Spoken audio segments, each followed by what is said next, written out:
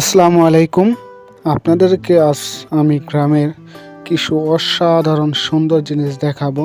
আপনার ছোটবেলায় এরকম এই ধরনের ফল অনেক কুড়িয়ে খেয়েছেন, আর এই ফলটার নাম কি সবাই বলে যাবেন কমেন্টে। মাটিতে প্রচুর পরিমাণে ফলটি পড়েছে তুফানে বৃষ্টিতে। একটা কথা কি জানেন, শহরের ওয়াইফাই থেকে গ্রামের পাখির ডাক অনেক শান্তির। এখানে ঘড়ি লাগে না, সূর্য দেখলে বোঝা যায় সময় কতটুক হয়েছে। ইট পাথরের চেয়েও মাটির গন্ধটা বেশি আপন গ্রামে লাগে।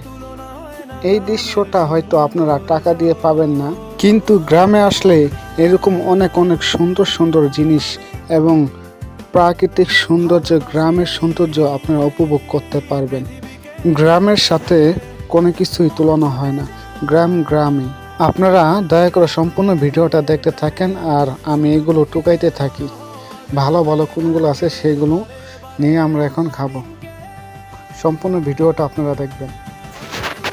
যদি এই ধরনের গ্রামীণ ভিডিও দেখতে চান তাহলে অবশ্যই আমার এই পেজটি ফলো করে রাখুন, কারণ আমি গ্রামকে ভালোবাসি, প্রাকৃতিক সৌন্দর্যকে ভালোবাসি, তার সাথে সাথে আপনাদেরকে দেখানোর চেষ্টা করি। ধন্যবাদ সবাইকে। সুন্দর তার কোনো তুলনা হয় না গ্রামের সৌন্দর্য।